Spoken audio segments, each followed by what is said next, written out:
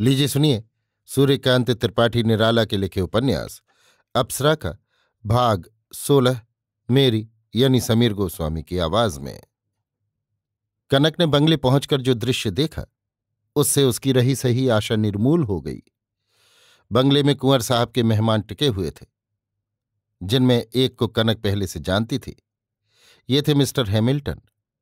अधिकांश मेहमान कुंवर साहब के कलकत्ते के मित्र थे, बड़े बड़े ताल्लुकदार और साहब। ये लोग उसी रोज गाड़ी से उतरे थे। बंगले में इनके ठहरने का खास इंतजाम था। ये लोग कुंवर साहब के अंतरंग मित्र थे, अंतरंग आनंद के हकदार।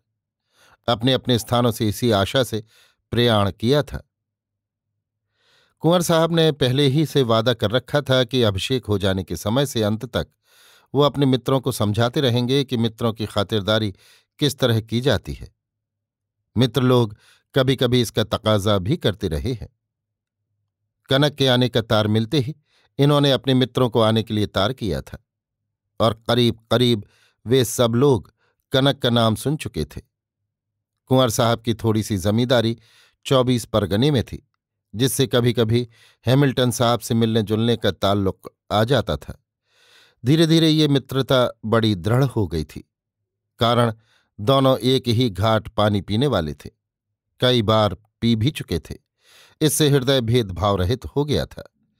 हैमिल्टन साहब को तार पाने पर बड़ी प्रसन्नता हुई। हिंदुस्तानी युवती को साहिबी उद्दंडता, क्रूरता तथा क्रूरता का ज्ञान करा देने के लिए वो तैयार हो रहे थे। उसी समय उन्हें तार मिला। एक बार कुंवर साहब के माननीय मित्र की हैसियत से क्षुद्र नर्तकी को देखने की उनकी लालसा प्रबल हो गई थी। वो कुछ दिन की छुट्टी लेकर चले आए। कनक ने सोचा था कुंवर साहब को अपने इंगित पर नचाएगी। राजकुमार को गिरफ्तार कर, जब इच्छा मुक्त कर, उसकी सहायता से मुक्त हो जाएगी। और यहां और रंग देखा। उसने सोचा था कुंवर साहब अकेले रहेंगे। पीली पड़ गई। हैमिल्टन उसे देखकर मुस्कुराया। दृष्टि में व्यंग फूट रहा था। अंकुश कनक के हृदय को पार कर गया। चारों तरफ से कटाक्ष हो रहे थे। सब उसकी लज्जा को भेद कर उसे देखना चाहते थे। कनक व्याकुल हो गई। आवाज में कहीं भी अपनापन न था। कुंवर साहब पालकी से उतरे। सब लोगों ने शैतान की सूरत का स्वागत किया। कनक खड़ी सबको देख रही थी। अजी, आप बड़ी मुश्किलों में मिली और सौदा बड़ा महंगा। कुंवर साहब ने मित्रों को देख कनक की तरफ इशारा करके कहा। कनक कमल की कली की तरह संकुचित खड़ी रही। हृदय में आग भड़क रही थी। कभी कभी आंखों से ज्वाला निकल पड़ती थी। याद आया वो भी महाराज कुमारी है, पर उमड़कर आप ही हृदय बैठ गया। मुझ में और इनमें कितना फर्क है। ये मालिक हैं और मैं इनके इशारे पर नाचने वाली। और ये फर्क इतने ही के लिए। ये चरित्र में किसी भी तवायफ से अच्छे नहीं, पर समाज इनका है, इसलिए इनका अपराध नहीं। ऐसी नीचता से ओतप्रोत वृत्तियों के लिए हुए भी ये समाज के प्रतिष्ठित, सम्मान्य, विद्वान और बुद्धिमान मनुष्य हैं, और मैं। कनक को चक्कर आने लगा। एक खाली कुर्सी पकड़कर उसने अपने को संभाला। इस तरह तप तप कर वो और सुंदर हो रही थी, और चारों तरफ से उसके प्रति आक्रमण भी वैसे ही और चुभीले। कुंवर साहब मित्रों से खूब खुलकर मिले। हैमिल्टन की उन्होंने बड़ी इज्जत की। कुंवर साहब जितनी ही हैमिल्टन की कद्र कर रहे थे, वो उतना ही कनक को अकड़ अकड़ कर देख रहा था। मुस्कुराते हुए कुंवर साहब ने कनक से कहा, बैठो इस बगल वाली कुर्सी पर। अपने ही आदमियों की एक बैठक होगी, 2 मंजिले पर। यहां भी हारमोनियम पर कुछ सुनाना होगा। सुरेश बाबू, दिलीप सिंह भी गावेंगे। तुम्हें आराम के लिए फुर्सत मिल जाया करेगी। कहकर चालाक पुतलियां फेर लीं। एक नौकर ने आकर कुंवर साहब को खबर दी कि सर्वेश्वरी बाई यहां से स्टेशन के लिए रवाना हो गई। उनका हिसाब कर दिया गया। कहकर नौकर चला गया। एक दूसरा नौकर आया, सलाम कर उस आदमी के गिरफ्तार होने की खबर दी। कुंवर साहब ने कनक की तरफ देखा। कनक ने हैमिल्टन को देखकर राजकुमार को बुलाना उचित नहीं समझा। दूसरे जिस अभिप्राय से उसने राजकुमार को कैद कराया था, यहां उसका अभिप्राय सफल नहीं हो रहा था। कोई संभावना भी न थी। कनक को मौन देखकर कुंवर साहब ने कहा, ले आओ उसको। कनक चौंक पड़ी। जल्दी में कहा, नहीं नहीं, उसकी कोई जरूरत नहीं, उसे छोड़ दीजिए। कनक का स्वर कांप रहा था। जरा देख तो लें उस इशारेबाज को। कुंवर साहब ने इशारा किया। 4 सिपाही अपराधी को लेकर बंगले के भीतर आए। भीतर आते ही किसी तरफ नजर उठाए बिना अपराधी ने झुककर 3 बार सलाम किया। उसका शरीर और रंग ढंग राजकुमार से मिलता जुलता था, पर कनक ने देखा वो राजकुमार नहीं था। इसका चेहरा रूखा, कपड़े मोटे, बाल छोटे छोटे, बराबर उम्र राजकुमार से कुछ कम जान पड़ती थी। कुंवर साहब ने कहा, क्यों जी, इशारेबाजी तुमने कहाँ सीखी? अपराधी ने फिर झुककर 3 बार सलाम किया और कनक को एक तेज निगाह से देख लिया। ये वो नहीं है, कनक ने जल्दी में कहा। कुंवर साहब देखने लगे, पहचान नहीं सके। स्टेज पर ध्यान आदमी की तरफ से ज्यादा कनक की तरफ था। पहले के आदमी से इसमें कुछ फर्क देखते थे। अपराधी ने किसी की तरफ देखे बिना फिर सलाम किया और जैसे दीवार से कह रहा हो, हुजूर, ग्वालियर में पखावत सीखकर कुछ दिनों तक रामपुर, जयपुर, अलवर, इंदौर, उदयपुर, बीकानेर, टीकमगढ़, रीवा, दरभंगा, बर्धमान, इन सभी रियासतों में मैं गया और सभी महाराजों को पखावत सुनाई है। हुजूर के यहाँ जलसा सुनकर आया था, कहकर उसने फिर सलाम किया। अच्छा, तुम पखावजी हो? हुजूर, हैमिल्टन की तरफ मुड़कर अंग्रेजी में कहा। अब बन गया मामला। कनक आगंतुक और कुंवर साहब को देख रही थी। रह रहकर एक अज्ञात भय से कलेजा कांप उठता था। एक पखावज ले आओ, सिपाही से कुंवर साहब ने कहा। बंगले की दूसरी मंजिल पर फर्श बिछा हुआ था। मित्रों को साथ लेकर चले। आगंतुक से कनक को ले आने के लिए कहा। सिपाही पखावज लेने चला गया और लोग बाहर फाटक पर थे। कुंवर साहब और उनके मित्र चढ़ गए। पीछे से 2-1 खिदमतगार भी चले गए। कमरा सूना देख युवक ने कनक के कंधे पर हाथ रखकर फिसफिसाते हुए कहा, मैं राजकुमार का मित्र हूं। कनक की आंखों से प्रसन्नता का फव्वारा फूट पड़ा। देखने लगी। युवक ने कहा, यही समय है, 3 मिनट में हम लोग खाई पार कर जाएंगे। तब तक वे लोग हमारी प्रतीक्षा करेंगे। देर हुई तो इन राक्षसों से मैं अकेले तुम्हें बचा न पाऊंगा। कनक आवेग से भरकर युवक से लिपट गई और हृदय से रेल कर उतावली से कहा, चलो। तैरना जानती हो? जल्द जल्द खाई की तरफ बढ़ते हुए। ना, शंका से देखती हुई। पेशवाज भीग जाएगी। अच्छा हाँ। युवक कमर भर पानी में खड़ा होकर, धीरे से उतर पड़ो, घबराओ मत। कनक उतर पड़ी। युवक ने अपनी चादर भिगोकर पानी में हवा भरकर गुब्बारे सा बना कनक को पकड़ा दिया। ऊपर से आवाज आई, अभी ये लोग नहीं आए, जरा नीचे देखो तो। युवक कनक की बांह पकड़कर चुपचाप तैरकर खाई पार करने लगा। लोग नीचे आए, फाटक की तरफ दौड़े। युवक पार चला गया। उस पार घोर जंगल था। कनक को साथ ले पेड़ों के बीच अदृश्य हो गया। इस बंगले के चारों तरफ खाई थी, केवल फाटक से जाने की राह थी। फाटक के पास से बड़ी सड़क कुंवर साहब की कोठी तक चली गई थी। शोरगुल उठ रहा था। ये लोग इस पार से सुन रहे थे। हम लोग पकड़ लिए जाएं तो बड़ी बुरी हालत हो, कनक ने धीरे से युवक से कहा। अब 1000 आदमी भी हमें नहीं पकड़ सकते। ये 6 कोस का जंगल है, रात है, तब तक हम लोग घर पहुंच जाएंगे। कपड़े निचोड़ते हुए युवक ने कहा, क्या आपका घर भी यहीं है? चलते हुए स्नेह सिक्त स्वर से कनक ने पूछा। मेरा घर नहीं, मेरे भाई की ससुराल है, राजकुमार वहीं होंगे। वे लोग जंगल चारों तरफ से घेर लें तो? ऐसा हो नहीं सकता, और जंगल की बगल में ही वो गांव है, इस तरफ 3 मील। आपको मेरी बात कैसे मालूम हुई? भाभी ने मुझे राजकुमार की मदद के लिए भेजा था, उसे उन्होंने तुम्हें ले आने के लिए भेजा था। कनक के क्षुद्र हृदय में रस का सागर उमड़ रहा था। आपकी भाभी को राजकुमार क्या कहते हैं? बहू जी। आपकी भाभी मायके कब आई?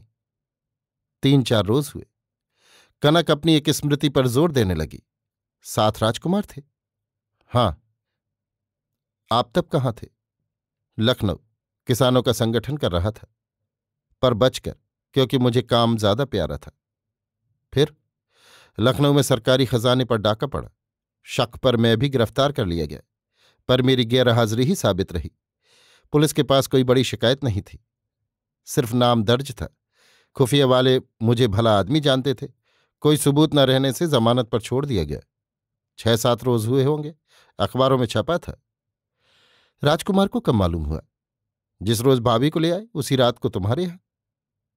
कनक एक बार प्रणय से पुलकित हो गई। देखिए कैसी चालाकी, मुझे नहीं बतलाया, मुझसे नाराज होकर आए थे। हाँ, सुना है तुमसे नाराज हो गए थे। भाभी ने बतलाया भी नहीं था, पर एक दिन उनकी चोरी भाभी ने पकड़ ली। तुम्हारे यहां से जो कपड़ा पहन कर गए थे उसमें सिंदूर लगा था। कनक शर्मा गई। अच्छा, ये भी सब हो चुका है? हंसती हुई चल रही थी। हाँ, राजकुमार की मदद के लिए यहां आने पर मुझे मालूम हुआ कि कुंवर साहब ने उनको गिरफ्तार करने का हुक्म दिया है। यहां मेरी भाभी के पिता नौकर हैं। गिरफ्तार करने वालों में उनके गांव का भी एक आदमी था। उसने उन्हें खबर दी।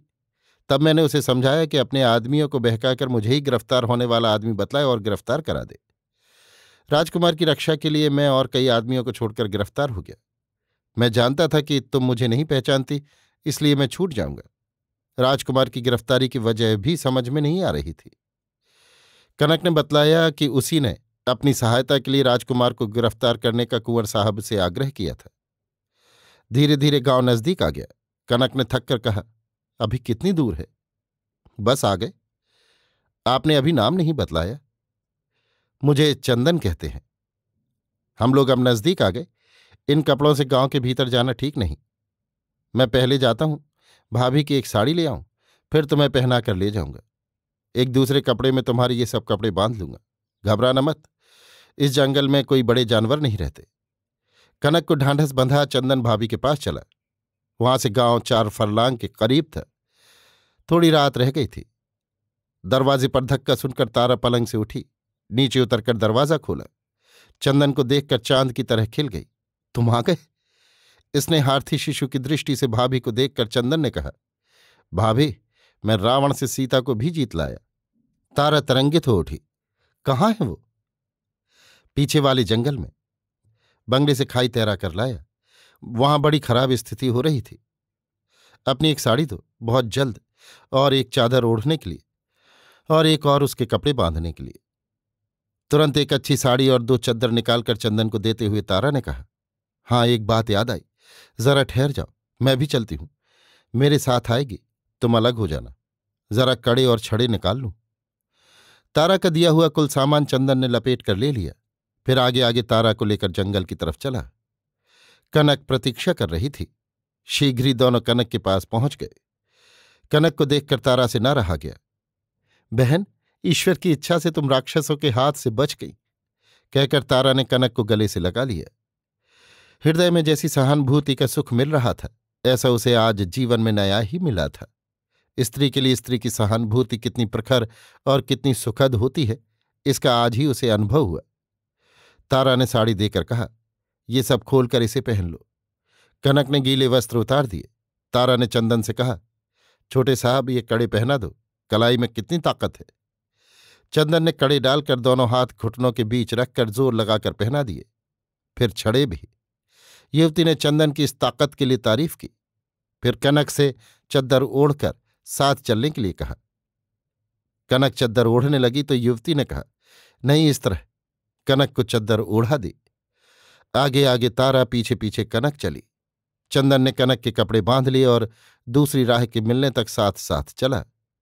तारा चुटकियां लेती हुई बोली, छोटे साहब, इस वक्त आप क्या हो रहे हैं? कनक हंसी। चंदन ने कहा, एक दर्जा महावीर से बढ़ गया। केवल खबर देने ही नहीं गया, सीता को भी जीत लाया। थोड़ी दूर पर एक दूसरी राह मिली। चंदन उससे होकर चला। युवती कनक को लेकर दूसरी से चली। प्रथम उषा का प्रकाश कुछ कुछ फैलने लगा था। उसी समय तारा कनक को लेकर पिता के मकान पहुंची। अपने कमरे में जहां राजकुमार सो रहा था, ले जाकर दरवाजा बंद कर लिया। कुछ देर में चंदन भी आ गया। कनक थक गई थी। युवती ने पहले राजकुमार के पलंग पर सोने के लिए इंगित किया। कनक को लज्जित खड़ी देख बगल के दूसरे पलंग पर सस्नेह बाह पकड़ बैठा दिया और कहा, आराम करो, बड़ी तकलीफ मिली। कनक के मुरझाए हुए अधर खिल गए। चंदन ने पेशवाज सुखाने के लिए युवती को दिया। उसने लेकर कहा, देखो, वहां ले जाकर इनका अग्नि संस्कार करना है। चंदन थक रहा था, राजकुमार की बगल में लेट गया। युवती सबकी देखरेख में रही। धीरे धीरे चंदन भी सो गया। कनक कुछ देर तक पड़ी सोचती रही। मां की याद आई। कहीं ऐसा न हो कि उसकी खोज में उसे वक्त स्टेशन मोटर दौड़ाई गई हो और तब तक गाड़ी ना आई हो, वो पकड़ ली गई हो। समय का अंदाजा लगाया। गाड़ी 3:30 बजे रात को आती है। चढ़ जाना संभव है। फिर राजकुमार की बातें सोचती कि न जाने वो सब इनके विचार में क्या भाव पैदा करे। कभी चंदन और कभी तारा की बातें सोचती, ये लोग कैसे सहृदय हैं। चंदन और राजकुमार में कितना प्रेम, तारा उसे कितना चाहती है, इस प्रकार उसे नहीं मालूम। उसकी इस सुख कल्पना के बीच कब पलकों के दल मुंद गए। अभी आप सुन रहे थे सूर्यकांत त्रिपाठी निराला के लिखे उपन्यास अप्सरा का भाग 16, मेरी यानी समीर गोस्वामी की आवाज में।